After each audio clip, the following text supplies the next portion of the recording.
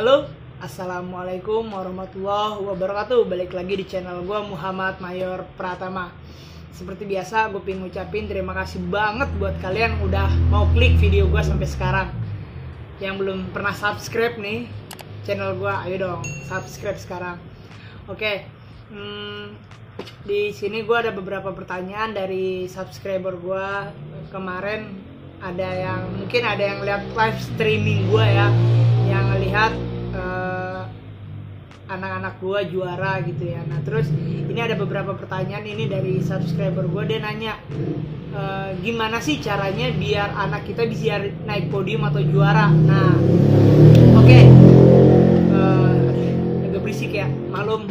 Gue lagi di kios, lagi di toko, jadi gue ini di pinggir jalan, jadi agak sedikit bising. Untuk pertanyaan ini ada beberapa dari teman-teman mungkin yang ngerasa gitu, mungkin adiknya atau anaknya atau saudaranya udah latihan badminton beberapa ya, maksudnya udah sekian lama, tapi kenapa sih nggak pernah juara? Oke, di sini gue pengen ngasih tips ya, tips atau ini cuma saran dari gue pribadi. Diterima syukur, nggak diterima ya nggak apa-apa. Ini kita hanya sharing doang ya. Ini hanya masukan dari gue, karena sebelumnya pelatih gue juga pernah ngasih tahu ke gue. Untuk badminton ini ada rumus matematikanya. Jadi kalau kalian mau tahu, latihan badminton itu nggak gampang gitu ya. Jadi kalau kalian pengen jadi juara, kalian harus kerja keras banget, gigih banget gitu ya.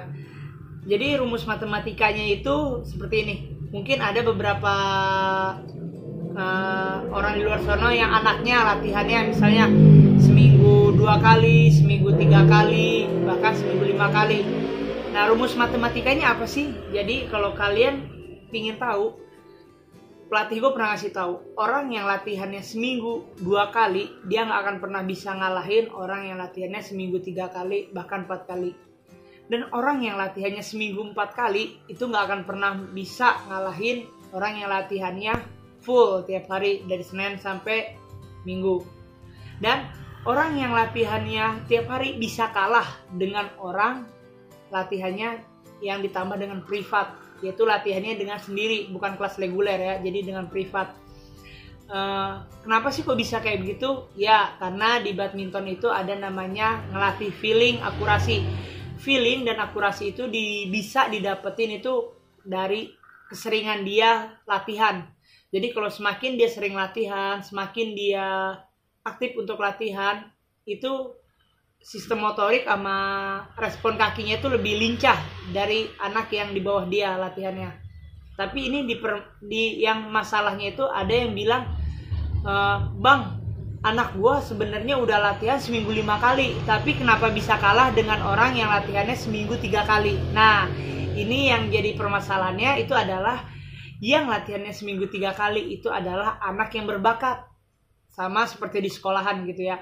Mungkin buat teman-teman gue ya yang gue bilang, yang nonton video gue ini, mungkin kalian pernah ngerasa waktu kalian sekolah ada beberapa teman kalian yang sebenarnya dia nggak pernah belajar gitu di sekolahannya, tapi tiba-tiba dia kok bisa ranking, bisa juara 1 atau juara 3 gitu ya. Sama di badminton juga seperti itu. Dia latihan hanya seminggu 3 kali, tapi dia bisa ngalahin yang latihan seminggu 5 kali. Karena kenapa? Dia berbakat, jadi dia punya poin 2 dari anak-anak seperti biasanya. Nah, terus permasalahannya gimana caranya biar dia bisa ngalahin anak yang berbakat? Oke, di pelatnas itu pelatih gue pernah bilang, orang di pelatnas itu nggak semuanya orang yang berbakat. Justru orang yang ada di pelatnas atau di pusdiklat itu adalah orang-orang yang mau kerja keras, orang-orang yang mau berusaha, orang-orang yang ingin mengejar cita-citanya. Jadi berbakat itu adalah suatu anugerah gitu ya, tapi jangan bangga, karena ingat, orang berbakat itu bisa kalah dengan orang yang kerja keras. Makanya gue selalu bilang ke anak-anak gue, kalau kalian merasa kalian nggak berbakat, kalian masih ada kesempatan dengan cara kalian rajin latihan dan kerja keras. Fokus latihan, kejar cita-cita kalian. Jadi pesan gue buat subscriber gue yang nonton video ini, kalau emang adik kalian atau apa sih anak kalian pingin juara, ya salah satunya adalah latihannya kerja keras, latihan yang gigih, latihan yang rajin. Nggak cukup latihan seminggu 2 kali, nggak cukup latihan seminggu 3 kali kalau untuk pingin naik podium. Ya kasar-kasarnya sih harus ada jam tambahan seperti privat atau latihannya full day setiap hari. Itu mahal apa enggak? Ya kalau kalian pingin juara berarti harus ada uang yang dikorbankan. Jadi kalian harus nambah lagi gitu uang latihannya. Jadi di sini gue bukannya promosiin untuk makin giat latihan, tapi ini tips caranya biar kalian, anak atau adik kalian biar bisa juara, yaitu ya latihannya ditambah lagi, jam latihannya ditambah lagi, semangatnya ditambah lagi, rajin lagi latihannya, terus dia harus punya target gitu. Ya kayak begitu, paling itu saran dari gue. Jadi jangan pernah bilang gue nggak berbakat, gue nggak akan bisa juara. Enggak, semua itu bisa juara, semua itu orang bisa berhak untuk juara. Jadi jangan ada yang bilang wah karena dia darah atlet, orang tua dia atlet, terus keturunan dia atlet makanya dia gampang. Itu hanya beberapa persen doang ya, itu hanya beberapa persen. Tetap balik lagi itu bagaimana anaknya atau bagaimana individunya. Kalau dia nggak mau kerja keras, kalau dia emang nggak suka di dunia itu, ya dia nggak akan pernah juara. Ya mungkin itu doang dari gua yang bisa gua sampein. Itu hanya pendapat gua. Jadi kalau emang kalian nggak suka dengan pendapat gua atau kalian nggak setuju dengan masukan gua, nggak apa-apa, bisa kalian cari lagi referensi gimana caranya biar anak itu berbakat, anak itu bisa naik podium atau juara. Ya cuman saran gue gitu, rajin lagi latihan, tetap semangat, jangan pernah putus asa, dan rumusnya adalah lihat yang juara itu dia latihannya berapa kali.